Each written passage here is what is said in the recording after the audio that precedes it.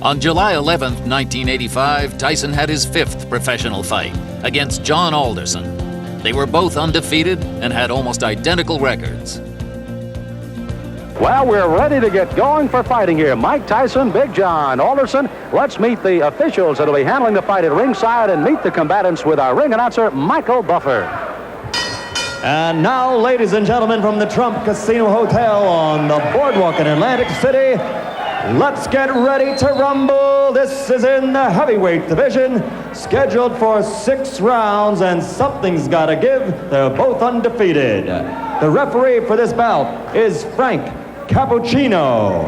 Introducing first in the red corner, wearing the red trunks with white trim, weighing 226.5 pounds, from Cabin Creek, West Virginia, his professional record: 4 consecutive victories, all by knockout. Ladies and gentlemen, John Alderson.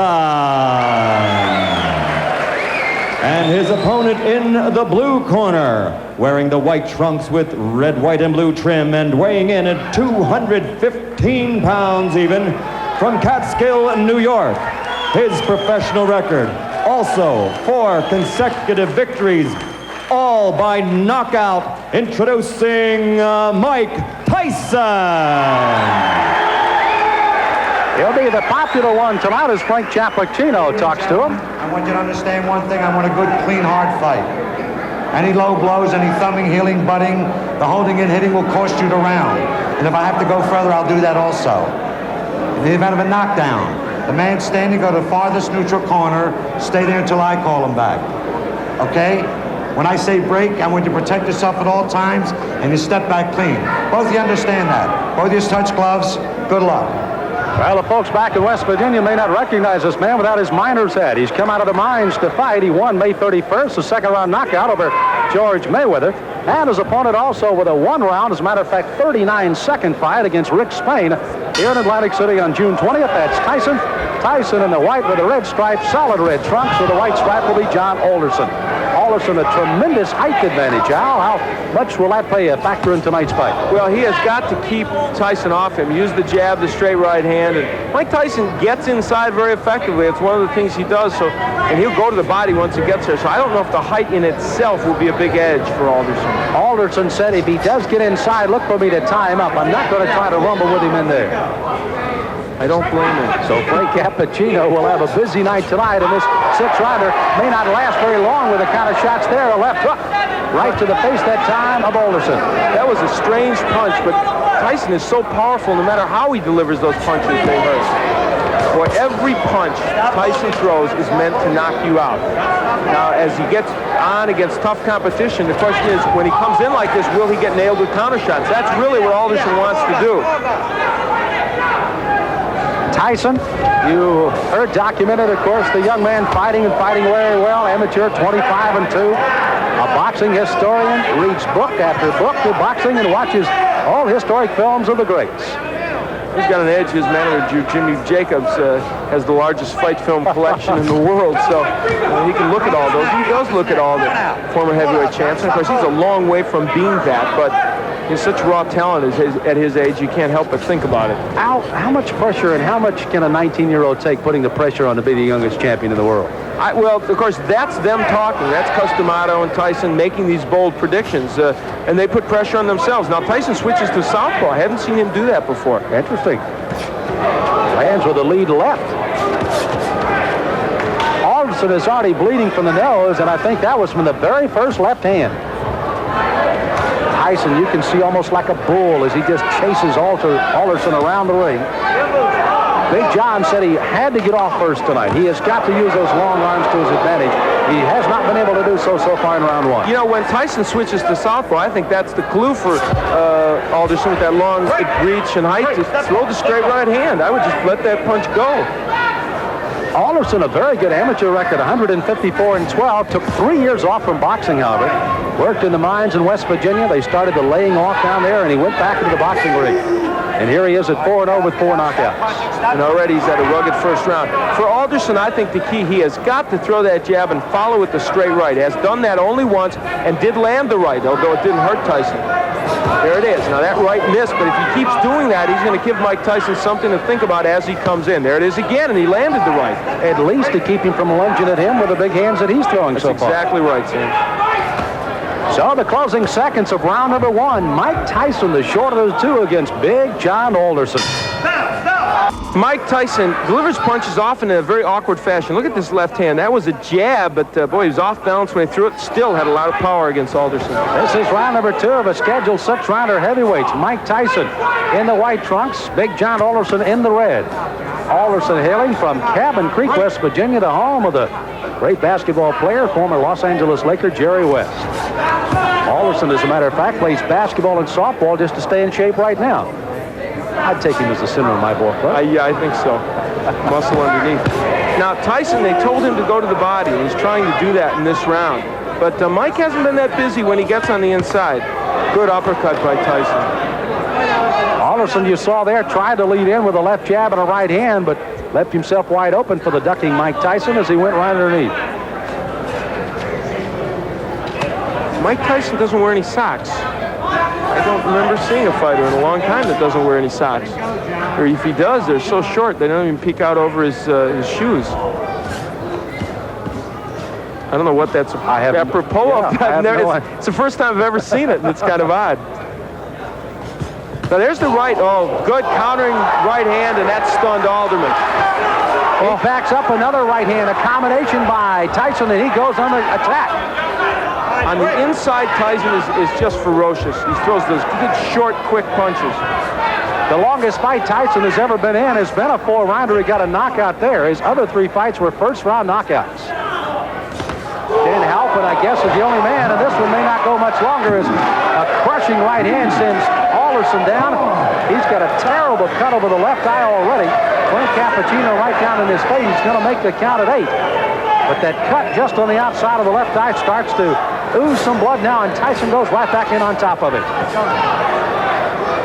Tyson trying for his 5th straight knockout. Alderson weary on his feet, ready to go at any time. He's just trying to survive now. He's got to throw something out, though. He's laying in with Tyson. Frank may stop this fight.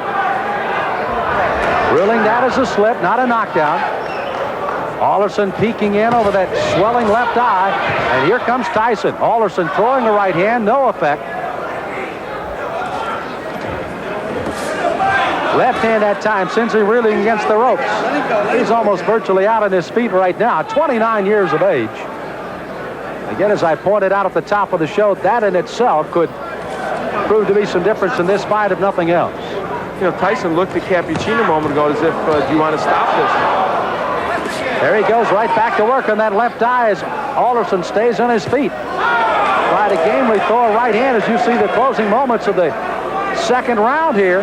Alderson down in this round, may survive as he goes down again at the bell.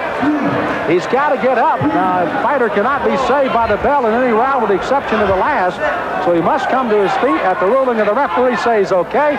He is, and he goes into his corner. But if he comes out to answer this bell, it'll be a gutty performance by Big John Alderson. Here's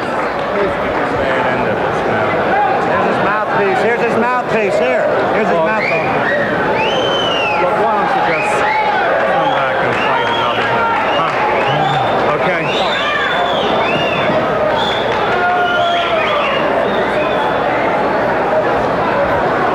So you heard the suggestion of the doctors leaning in. Why don't you just come back and fight another day? Frank Cappuccino has not given us a word yet that this one is over, but he may very shortly here. John, church is out. The fight's over. The fight is over, rather interestingly put by Frank Cappuccino, as this one ends officially a TKO in the second round by Mike Tyson. So Tyson goes 5-0 with all 5 knockouts, and it was a devastating second round that proved to be the difference. Those short right hands.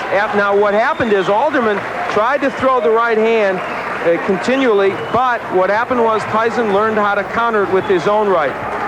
And there's a good straight right hand by Mike Tyson. That sent Alderson down, and that was the first knockdown, I believe. And there's a happy Mike Tyson. You know, Al, you almost, as you pointed out, Mike kept looking to Frank Cappuccino saying, hey, this guy's not in real good shape. I can go ahead and keep hitting him, but indeed he did till the end of the round. Again, Alderson down at the end of the round. He had to clear the canvas by the count, obviously beat the count. Not saved by the bell. He does, and finally the doctors lean in and say, that's it, and Frank Cappuccino calls it off at the end of 2. It was a very typical Tyson performance. However, you know what? It showed both the good and the bad at this point of Tyson, because I think it showed that a good stand-up boxer with a good jab and a good straight right hand will land against him. Whether he'll hurt him, I don't know. But as you look at that young man, for 19, you have to like the strength and aggressiveness he has. Ladies and gentlemen, referee Frank Cappuccino stops the bout at the end of the 2nd round. The winner by technical knockout, still undefeated, 5 in a row, all by KO, Mike Tyson. Well, Tyson, it looks like he may have just had a walk in the park rather than a fight tonight with Big John Alderson. Here at the Trump Casino Hotel in Atlantic City, got to see Mike Tyson work a little longer than he did his last fight that went only 39 seconds. Gets a 2nd round TKO, and he visits with Al Bernstein in the ring. Al? Well, Mike Tyson, it was a performance in which you showed, I thought, the power that we know you have and the aggression, but also maybe walked into a couple more right hands than you'd like. Well, the right hands that I walked into wasn't catching me solidly. They were grazing right hands, which I'm very peculiar when the right hand comes. Excellent. The right hands are mostly never effective on catching me because I'm always slipping with them, and I'm on an angle which the points go diagonally forward. Okay, let's take a look at the last knockdown when you sent him down, and you can comment on it for us. Well, it's rolling a little bit in our monitor, but basically you really had a lot of power and you were nailing him with short punches.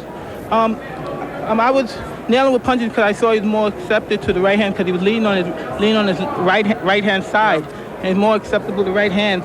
I felt a little funny. I wasn't right. I wasn't the Mike Tyson that you saw earlier in the past because of the star buildup. It was a little intimidating. Is all that getting to you a bit? Now, you've placed a lot of pressure on yourself. You and Customato, he's stated flatly he thinks you're going to be the youngest heavyweight champion, the greatest heavyweight champion. What does all that do to your mental frame of mind?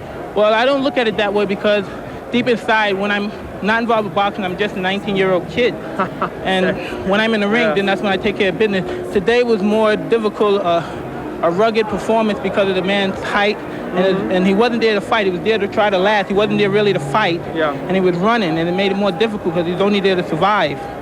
All right, well, Mike, congratulations. You got the win. That's the key. Excuse me, I would like to say happy birthday to my friend Diane Irvis. God bless you, and hope to have many more birthdays. All right, you gave her a little birthday present.